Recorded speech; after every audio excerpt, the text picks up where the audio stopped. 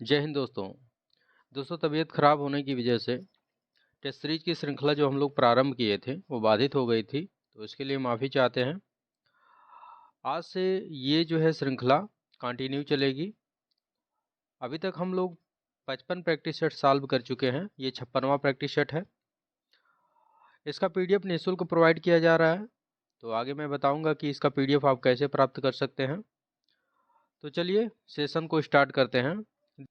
देखिए पहला क्वेश्चन है, भारत की निम्नलिखित नदियों में से कौन हिमालय की सभी श्रेणियों को काटती है? तो बताइए कौन सी नदी ऐसी है जो हिमालय की सभी श्रेणियों को काटती है? तो आपका राइट आंसर क्या हो जाएगा? राइट आंसर है बी, सतलज। सतलज नदी हिमालय की सभी श्रेणियों को काटती है, याद रखिएगा। चलिए देखते हैं।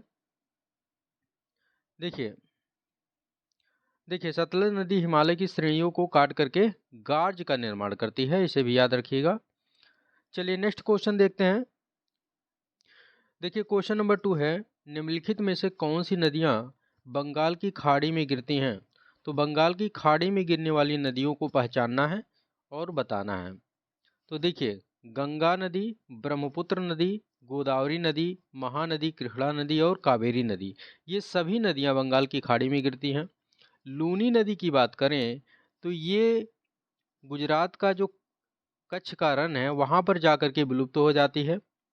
नर्मदा और ताप्ती नदी ये जो है अरब सागर में गिरने वाली नदियां हैं, याद रखिएगा। अरब सागर, अरब सागर, ये ऐसी नदियां हैं जो डेल्टा का निर्माण नहीं करती हैं। किसका निर्माण करती हैं? एस्चुअरी का निर्माण करती हैं और पूरब से पश्चिम की तरफ बहती हैं। ये दो नदियां, नर्मदा और ताप्ती नदियां। ठीक है।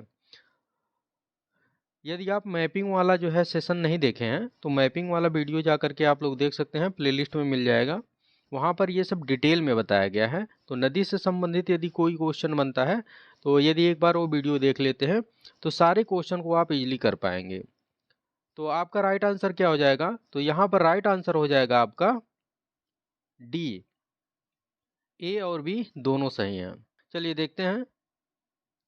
देखिए गंगा, ब्रह्मपुत्र, गोदावरी, महानदी, कृष्णा, कावेरी, पेन्नार, स्वर्णरेखा, ब्रह्मणी नदी ये बंगाल की खाड़ी में गिरने वाली प्रमुख नदियां हैं, इनका नाम याद रखिएगा। चलिए नेक्स्ट क्वेश्चन देखते हैं।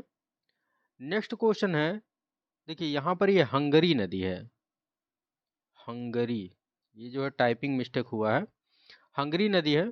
तो हंगरी सहायक नदी है, तो बताना है कि हंगरी किसकी सहायक नदी है? तो आपका राइट आंसर क्या हो जाएगा? राइट आंसर है डी, तुंगभद्रा। हंगरी तुंगभद्रा की सहायक नदी है। चलिए देखते हैं। देखिए हंगरी नदी पश्चिमी घाट से निकल करके कर्नाटक और आंध्र प्रदेश से प्रवाहित होकर के तुंगभद्रा नदी में मिल जाती है। चलिए नेक्स्ट क्वेश्चन देखते हैं। देखिए क्वेश्चन नंबर 4 है, निम्नलिखित में से कौन सा सोन नदी का वास्तविक स्रोत है? तो बताना है कि सोन नदी का उद्गम क्षेत्र कौन सा है। तो आपका राइट आंसर क्या हो जाएगा? देखिए यदि आप मैपिंग वाला वीडियो देखे होंगे तो वहां पर बताया गया है कि सोन नदी अमरकंटक चोटी से निकलती है। ठीक है, अमरकंटक से निकलती है सोन नदी। और जो है यह कहाँ पर स्थित है? यह जो है मध्य प्रदेश के शहडोल जिले में स्थित है। चलिए देखते हैं। देखिए सोन नदी की उत्पत्ति मध्य प्रदेश के शहडोल जिले के अमरकंटक के पास से होती है। नेक्स्ट क्वेश्चन देखते हैं। देखिए देखिए क्वेश्चन नंबर 5 है, निम्नलिखित नदियों पर ध्यान दीजिए। इसका जो है उत्तर से दक्षिण क्रम बताना है। तो देखिए उत्तर से दक्षिण क्रम इसका कौन सा हो जाएगा? देखिए सबसे उत्तर में जो है किशनगंगा है, उसके बाद गंगा का स्थान आता है, उसके बाद जो है बेनगंगा है, फिर पेनगंगा है। ये जो है क्रम सही है, तो आपका राइट आंसर हो जाएगा ए, 1 2 3 4। चलिए देखते हैं। देखिए ये क्रम दिया गया है उत्तर से दक्षिण। तो ये जो है यदि आप मैपिंग अच्छे से किए हैं नदियों का तो निसंदेह आपको कोई प्रॉब्लम नहीं होगा। और यदि आप जो है मैपिंग वगैरह नहीं किए हैं तो प्रॉब्लम फेस करना पड़ेगा आपको, इसलिए जो है मैपिंग वाला सेशन भी आप लोग देखते रहिए। चलिए देखते हैं। देखिए क्वेश्चन नंबर 6 है, बिहार का प्रथम रामसर क्षेत्र कहाँ स्थित है? तो बताइए बिहार का रामसर साइट कहाँ पर स्थित है? तो आपका राइट आंसर क्या हो जाएगा? राइट आंसर है ए बेगूसराय, ये क्वेश्चन बीपीएससी में पूछा गया है, बेगूसराय में स्थित है। चलिए देखते हैं। देखिए, बिहार का प्रथम रामसर स्थल काबर ताल आर्द्र भूमि है। ठीक है, यदि नाम पूछा जाए तो कौन सा है? काबर ताल आर्द्र भूमि है, जो कि बेगूसराय जिले में स्थित है। और इसका यदि क्षेत्रफल देखा जाए तो इसका क्षेत्रफल 26.20 वर्ग किलोमीटर है, और इसे 21 जुलाई 2020 को रामसर स्थल घोषित किया गया था। तो याद रखिएगा, ये इंपॉर्टेंट फैक्ट है। चलिए नेक्स्ट क्वेश्चन देखते हैं। देखिए क्वेश्चन नंबर 7 है, वेटलैंड दिवस मनाया जाता है, अर्थात जो है आर्द्र भूमि दिवस मनाया जाता है। तो बताइए आर्द्र भूमि दिवस कब मनाया जाता है? तो आप सभी लोग जानते हैं आर्द्र भूमि दिवस कब मनाया जाता है? 2 फरवरी को मनाया जाता है। ठीक है, ये मोस्ट इम्पॉर्टेंट क्वेश्चन है, काफ़ी परीक्षाओं में पूछा जाता है। यदि इसके थीम की बात करें तो 2022 में इसकी थीम जो है थी wetland action for people and nature. क्या था, एक बार और रिपीट करते हैं, wetland action for peoples and nature था, याद रखिएगा। चलिए देखते हैं। देखिए, वर्ल्ड वेटलैंड डे अर्थात जो है विश्व आर्द्रभूमि दिवस 2 फरवरी को प्रतिवर्ष मनाया जाता है। ऐसा इसलिए मनाया जाता है क्योंकि 2 फरवरी 1971 को ईरान का एक शहर है रामसर, यहाँ पर जो है आर्द्रभूमि पर अंतर्राष्ट्रीय कन्वेंशन हुआ था। इसी के उपलक्ष्य में 2 फरवरी को वेटलैंड डे मनाया जाता है।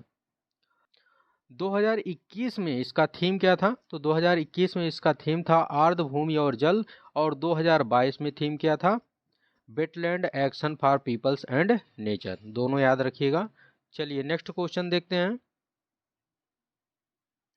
देखिए, यदि आप पेड बैच ज्वाइन करना चाहते हैं तो इस नंबर पर कांटेक्ट कर सकते हैं। इस समय जो है आंसर राइटिंग बैच चल रहा है, और जो है RO ARO और UP PCS का भी जो है टेस्ट सीरीज चल रहा है। तो इस नंबर पर कांटेक्ट करके डिटेल ले सकते हैं। चलिए नेक्स्ट क्वेश्चन देखते हैं। देखिए क्वेश्चन नंबर 8 है, ताप बढ़ने के साथ द्रव की श्यानता पर क्या प्रभाव पड़ता है? बताना है आपको। यहाँ पर श्यानता से तात्पर्य है गाढ़ापन। किसी द्रव का जो गाढ़ापन होता है उसी को जो है श्यानता कहा जाता है। तो यदि जो है ताप बढ़ाया जाता है तो गाढ़ेपन पर क्या प्रभाव पड़ेगा? गाढ़ापन स्वाभाविक सी बात है जो है कम हो जाएगा। ठीक है, तो आपका राइट आंसर क्या हो जाएगा? बी हो जाएगा। गाढ़ापन अर्थात जो है श्यानता घटती है। चलिए देखते हैं। देखिए, द्रव का वह गुण जिसके कारण द्रव अपनी भिन्न भिन्न परतों में होने वाली सापेक्षिक गति का विरोध करती है उसे श्यानता कहा जाता है।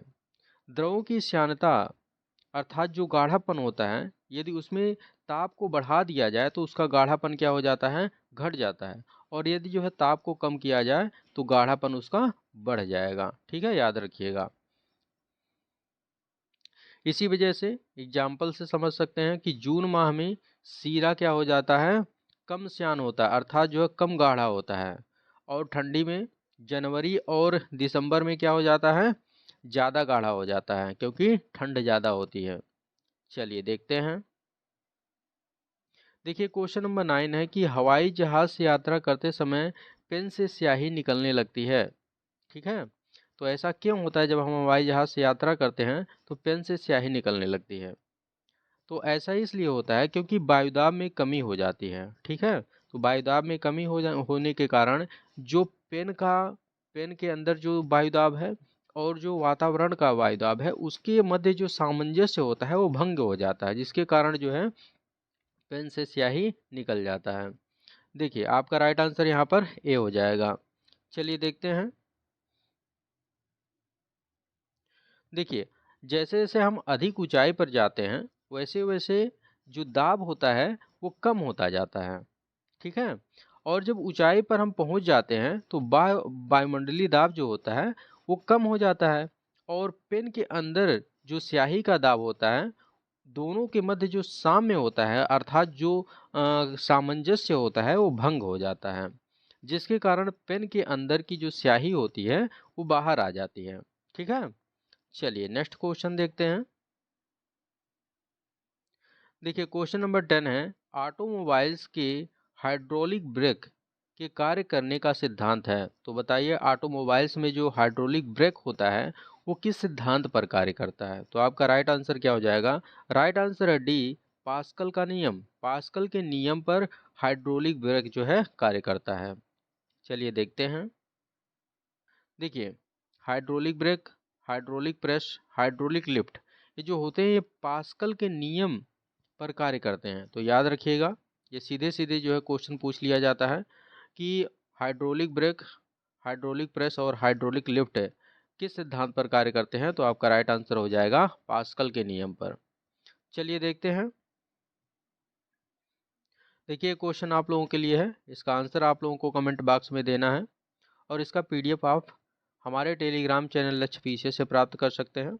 तो टेलीग्राम पर आप लक्ष्य पीसीएस के नाम से सर्च कर सकते हैं और वहाँ पर जो है आपको पीडीएफ उपलब्ध करवा दिया जाएगा। और एक बात और देखिए, अब समय कम है, आज से देखा जाए तो लगभग जो है 4 मंथ और बचा है यूपी पीसीएस के लिए, क्योंकि 14 मई को जो है 14 मई को यूपी पीसीएस का एग्ज़ाम होने वाला है। तो आप लोग जो है, जो समय की नज़ाकत है उसको जो है समझिए और डेडिकेशन के साथ अपनी तैयारी में जुट जाइए, क्योंकि समय बहुत कम है। खास करके आप लोग जो है सीसैट में लापरवाही करते हैं, जिसका सीसैट जो है वीक है, वो अपना सीसैट भी जो है एक दो घंटा सीसैट पर देते रहेंगे तो इजीली सीसैट निकल जाएगा। प्रीवियस ईयर का जो क्वेश्चन पेपर है उसका जो है प्रैक्टिस कर लेंगे, तब भी आपका सीसैट आराम से निकल जाएगा। चलिए मिलते हैं नेक्स्ट वीडियो में, तब तक के लिए जय हिंद जय भारत।